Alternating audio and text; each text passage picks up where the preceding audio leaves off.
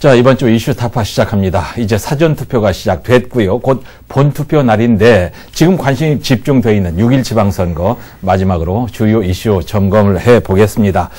스쳐만 봐도 성실한 기자인 것을 단박에 하는 울산매일신문 김진영 이사와 함께합니다. 어서 오십시오.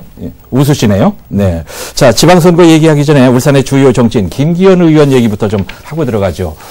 거물급 국회의원이 국회에 한 달 동안 출입을 못하게 하는 징계를 받았단 말입니다. 뭘 잘못을 했습니까? 이제 울산 출신 사선 국민의힘 김기현 의원, 이분 뭐 원내대표도 지내셨고, 네. 뭐 울산시장도 지내셨고 한 거물급 정치인인데, 네. 뜬금없이 국회에서 더불어민주당이 징계를 했단 말입니다. 예. 이 소식을 접하고 이게 무슨 일인가 다들 의아해했거든요. 그랬어요. 30일 국회 출석 정지, 굉장히 예. 큰 징계입니다.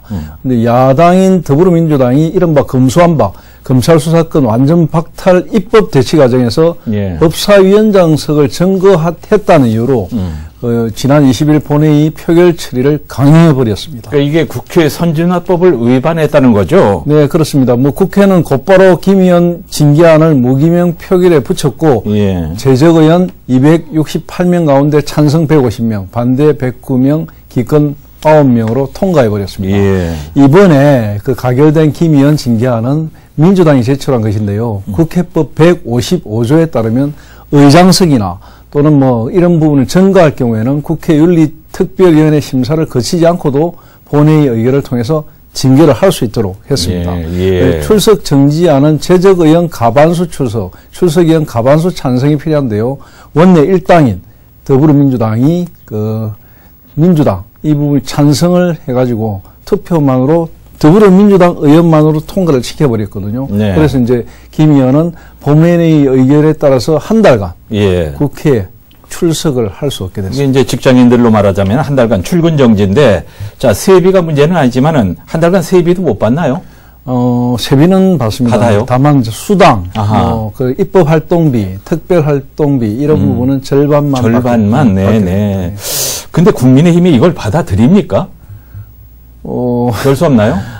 아시다시피 지금 야당이 176석의 거대 야당 아닙니까? 예. 그러니까 뭐 이건 받아들이고 안 받아들이고의 문제가 아니고 정치력으로 풀어야 될 문제인데 사실은 이게 전례가 없던 일이거든요. 그러게요. 직전의 원내대표 이런 분하고 지금 뭐 서로 이 야당하고가 아무리 나쁜 관계라도 이제 직장에 나오지 마라. 30일 동안. 이거는 큰 거예요. 예, 처음 있었던 일이거든요. 예. 그러니까 징계 요건 자체가 성립되지 않는다. 이렇게 이제 국민의힘에서는 주장합니다. 그래가지고 사실관계조차 확인할 수 없는 상황에서 오직 힘의 논리에 의한 폭거를 이루고 있는 이런 더불어민주당에 규탄한다. 예. 그리고 헌법소원 등을 통해서 끝까지 다투어 나겠다. 예. 이런 입장입니다.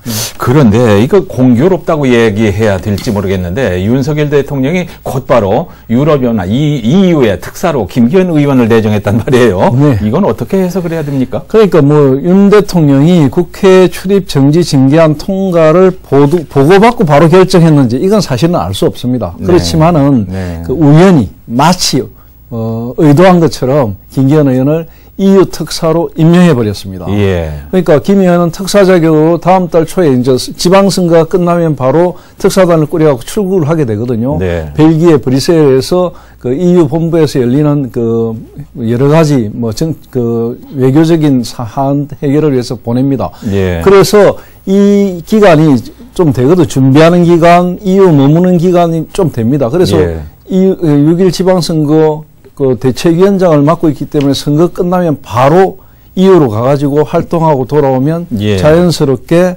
징계 기간이 끝나지 않을까 이런 생각이 듭니다. 충분히 뭐 그런 역할 잘 하실 분이고, 네, 전혀 낯선 건 아닙니다. 근데 빈총도 안 맞는 게 낫는데 일단 직격탄을 피했지만 유쾌하지는 않을 것 같아요. 네, 우연인 것 같기도 하고 의도한 것 같기도 하고, 뭐 야당 물먹이자는 것 같기도 하고 장군 먼군 뭐 그렇게 됐습니다.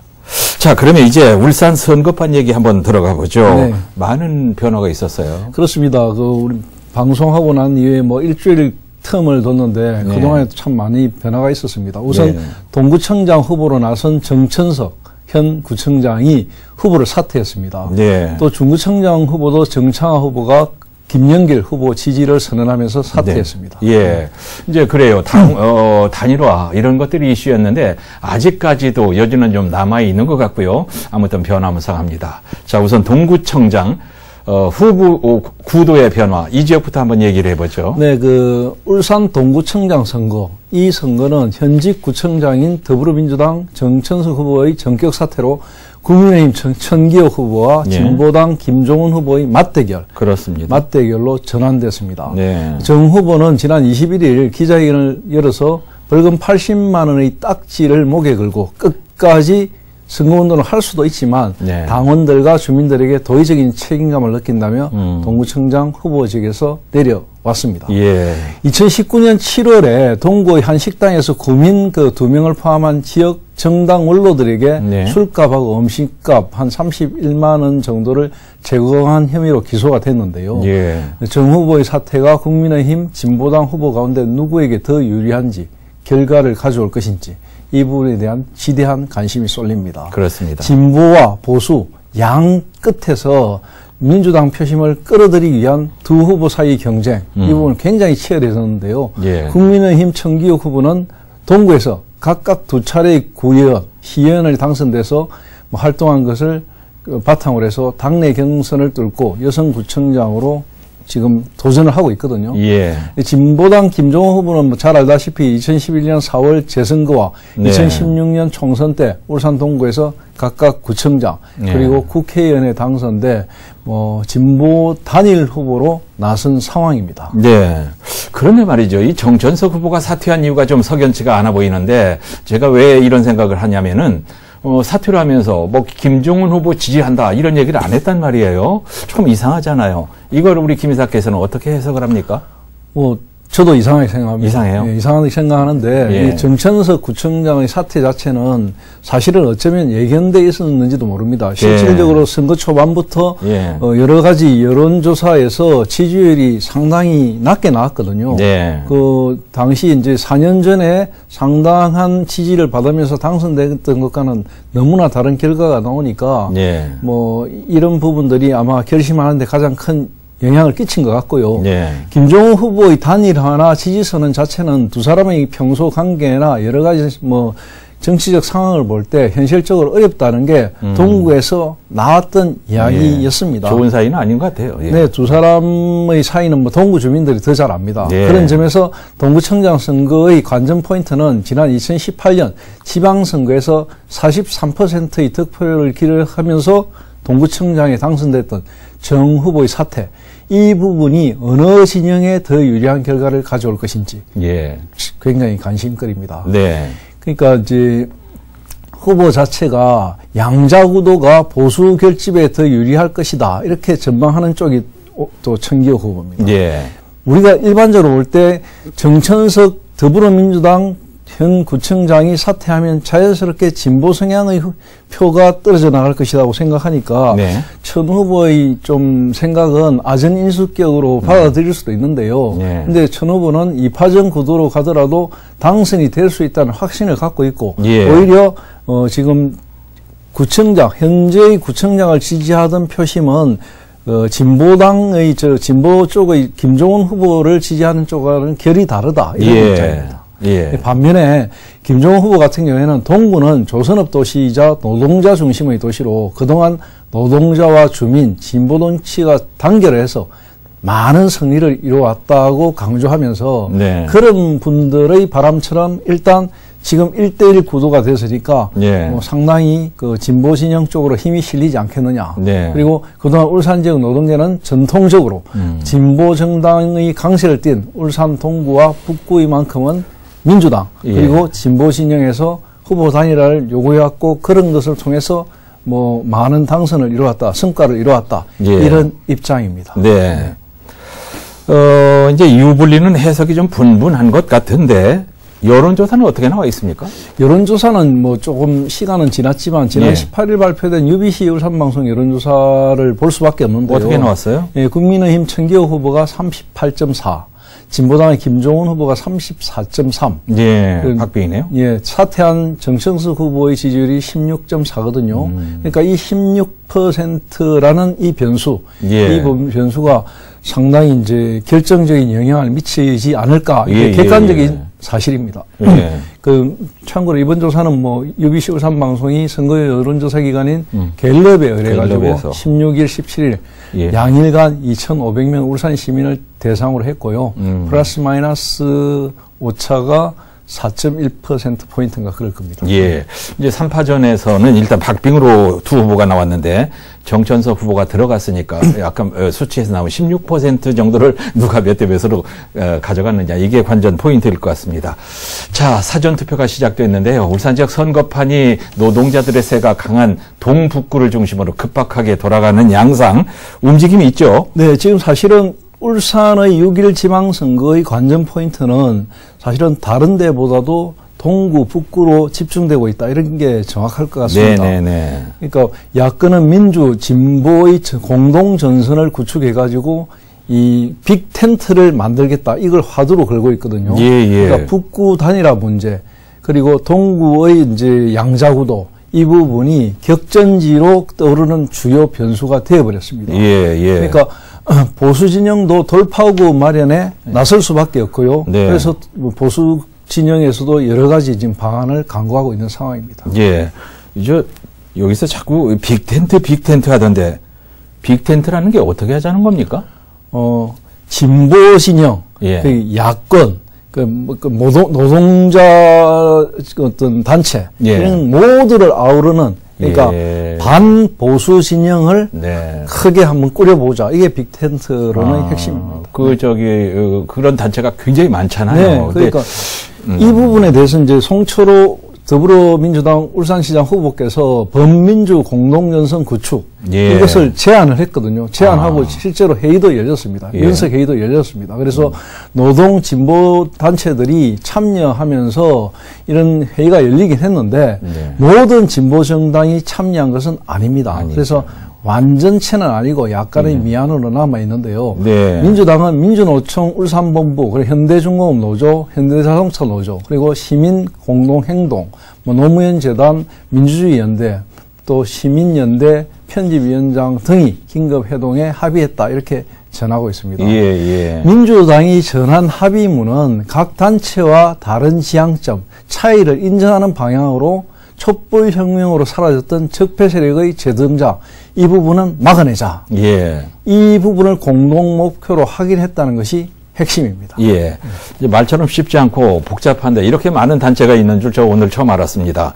이거 조금 더 쉽게 이야기하면 풀어서 얘기하면 한마디로 어떻게 하자는 얘기입니까? 그럼 간단하게 말하자면 간단하게 그냥 국민의힘이 네. 울산에서 지방선거에 승리한 거는 볼 수 없다. 막아야 이건 된다? 막아야 된다. 이런 네. 이야기입니다. 그러니까 민주노총 측은 민주당의 후보를 지지한다는 뜻은 아니다. 이렇게 경계선은 그렇지만 네. 결국은 민주당 후보를 완전히 지지하는 하나로 가는 건 아니지만 예. 보수 후보의 당선은 맞겠다. 예. 이런 것이고요. 네네. 동구 같은 경우에 전천석 그 민주당 구청장이 후보 사퇴를 하는 바람에 자연스럽게 김종훈 진보당 후보가 두 진영의 단독으로 예. 어떤 하나로 묶어졌다고 정리는 예견상으로는 됐거든요. 예. 내용이 어떻든 간에. 예. 근데 북구는 조금 상황이 다르고요. 북구는 예. 좀 복잡하게 흘러가거든요. 만약에 마지막 선거 하루 전에 단일화가 된다. 예, 이렇게 예. 극적인 효과가 나더라도 예, 이것이 이제,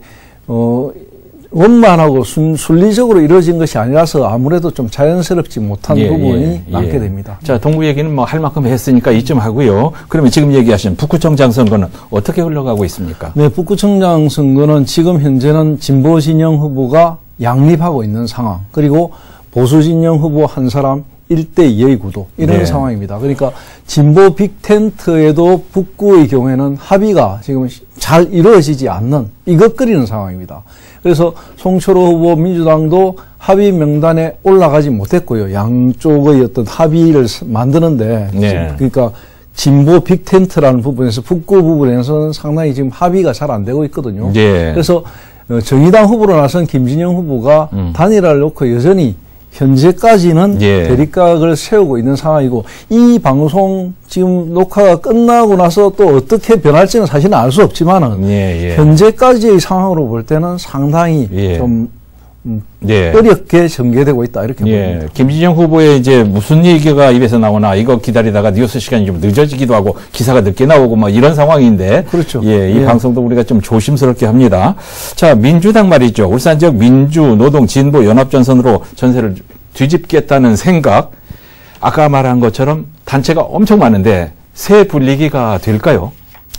이제 민주진영, 진보진영, 노동자진영에서는 세 분리를 할 수 있다 이런 입장이거든요. 예. 특히 송철호 울산시장 후보 같은 경우에는 촛불항쟁에 함께했던 울산의 모든 민주세력, 민주, 노동, 진보, 개혁 진영의 대표자 연석회의를 통해서 아까도 이야기했다시피 빅텐트를 만들어서 정말로 지금의 약간 불리한 이런 선거 판세를 뒤집겠다. 네. 이런 입장입니다. 네. 민주당과 진보진영의 공동전선 구축, 시장 선거와 동북구 선거를 중심으로 한 울산의 선거 구도를 완전히 한번 반전을 시키겠다. 예. 이런 생각인데요. 네네. 그러니까 6.21 지방선거 자체는 이제 국정농단 세력, 이 국정농단 세력의 부활, 그리고 예. 민주, 노동, 진보, 개혁 진영의 위기, 이 부분을 예고하고 있다. 이렇게 지금 프레임을 짜고 있습니다. 네. 그래가지고 민주당 지방정부의 단체장이자 울산 민주화의 노동시민운동을 함께 온 사람들, 예. 이런 사람들이 무한 책임을 느끼고 비장한 각오로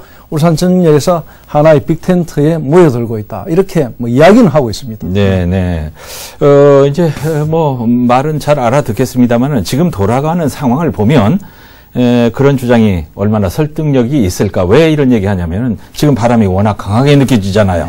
그 문제는 그 이제 뭐 민주당, 뭐 송철호 시장 후보님 이런 분들이 제안한 연석회의, 뭐 이런 빅텐트 이런 부분들이 실제로 어떤 모양을 갖췄다 해도 이 우리 시민사회 유권자들의 표심에 어느 정도까지 영향을 미칠지 이런 부분들은 사실은 좀 미진수가 있거든요. 네. 특히 노동자 세가 강한 동구와 북구 가운데 동구의 경우에는 민주당 후보가 공석이 되면서 진보당과 물밑 교감이 있었을 것이라는 추측도 있었지만은 사실은 또 이 뚜껑을 열어보니까 그런 이야기가 전혀 없었다는 것이 좀 드러나고 있고요. 네. 또 북구청장 같은 경우에도 진보하고 민주 세력이 뭐 노동자 세력들이 좀 하나로 합칠 가능성이 많다는 이야기가 초반부터 쭉 있어 왔는데 이게 쉽지 네. 않게 계속 어렵게 흘러가고 있거든요. 맞습니다. 그런 부분들이 역시 이번 지방선거가 진보 세력이 하나로 묶어가는 과정에서도 힘이 좀 붙이는 모습을 보이고 있다. 이런 평가입니다. 네. 이제 우리가 민주당 얘기를 좀 길게 했습니다만은 국민의힘도 뭐 그냥 있겠습니까?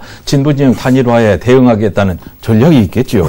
뭐 국민의힘 같은 경우에는 울산의 뭐 보수 세력 결집, 중도층의 표심 이 부분을 이제 하나로 합쳐가지고 노동계까지 외연을 확장해 나가겠다. 그리고 또 국민의힘 같은 경우는 조금 여유가 있는 게 대통령 선거 끝나고 나서 얼마 있지 않아서 일어나는 일이고 대통령 취임을 행기가 불과 뭐 한 달 정도밖에 되지 않는다 아닙니까? 네. 그러니까 그때 나왔던 지지세라든지 이런 바람이 지금도 계속 이어지고 있다는 생각을 하고 있고 현실적으로 그렇게 여론조사 등에서 나타나고 있기 때문에 아무래도 조금 여유가 있는 상황입니다. 예.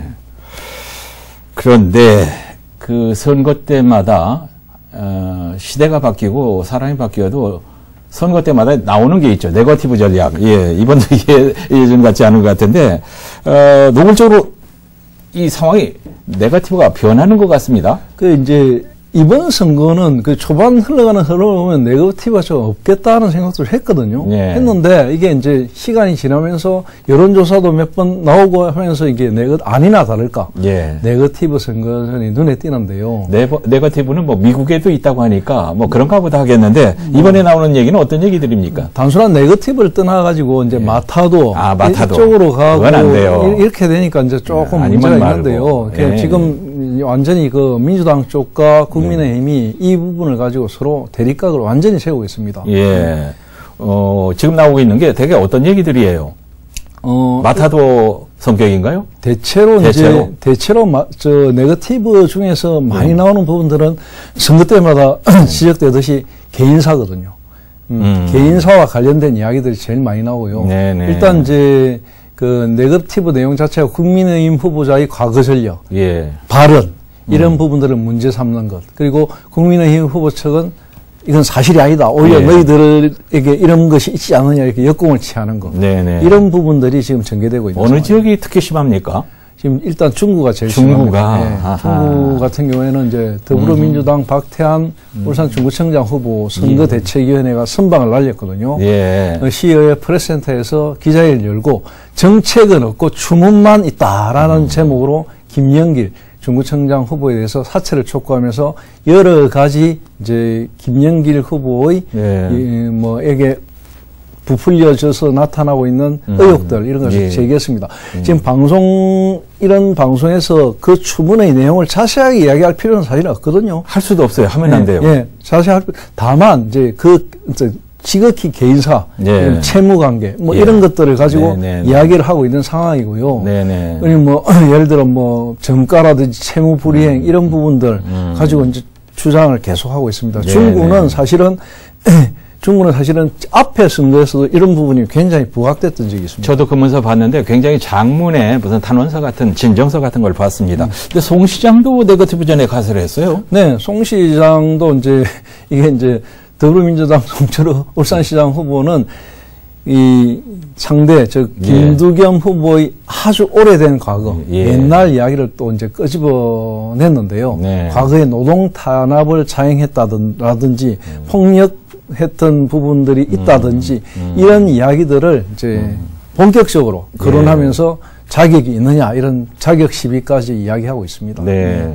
구청장 후보들도 마찬가지죠. 아까 이제 중구 얘기했는데 다른 구청도 말이죠. 그러니까 남구청장 후보 같은 경우에도 이제 그 이미영 후보죠. 민주당 이미영 후보가 서동호 후보에 대해서 또 이제 TV 토론에서 있었던 문제를 또 제기해가지고 서로 공방전을 펼치고 있거든요. 네. 그러니까 뭐 예를 들어 이 TV 토론에서 나왔다가 잠깐 스쳐들어갔던 어떤 그 나쁜 감정들이 네. 밖에 나왔고 선거 운동의 양상까지 전개되고 서로 이제 맞부딪히는 이런 상황에 이르고 있습니다. 지금 얘기를 해보니까 이제 더불어민주당 쪽에 네거티브 공세가 좀 집중되는 그런 분위기인데, 국민의힘은 그냥 사실이 아니다, 허위다, 이 정도로 대응을 하고 마는가요? 어떤 전략으로 나옵니까? 아니, 예를 들어 이제 명백한 허위 사실, 예. 이 부분에 대해서는 분명히 이제 기자회견 등을 통해서 이제 반박을 하고요. 네. 또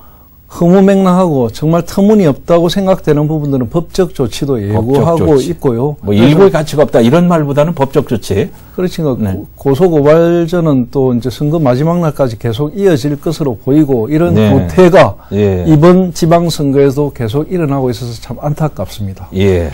자, 이제 사전투표도 시작이 됐고 모든 게 이제 곧 결판이 나는데 이번 선거 전망 예, 마지막 관전평가 해주고 마치죠. 네, 이제 지방선거의 본투표가 이제 바로 있지 않습니까? 네. 뭐 한 하루 이틀 지나면 바로 본투표가 있는데, 여야는 투표율 자체에 굉장히 신경을 쓰는 모양새입니다. 네. 이 지방선거 같은 경우에는 대통령 선거에 비해서 보통 15%에서 20% 투표율이 낮았거든요. 네. 근데 이번에는 대통령 선거가 3월 9일 날 있었고, 지방선거가 6월 1일이니까 텀이 얼마 없지 않습니까? 그래서 정치에 대한 관심, 뭐 지지층에 대한 결집 이런 부분들이 딴 때보다 조금 높거든요. 그래서 아무래도 지방선거의 투표율이 좀 올라갈 것이다. 이런 믿음을 가지고 투표율이 올라가야만 서로에게 유리하다는 판단을 가지고 서로가 같은 생각을 가지고 투표율 동료에 나서고 있습니다.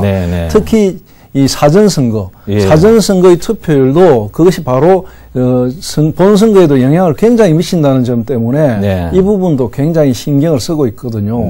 다만 문제가 뭐냐면 이제 지방선거라는 것이 지난번 시간에도 제가 말씀을 드렸지만 지방선거는 총선이나 대선하고 좀 성격이 다르거든요.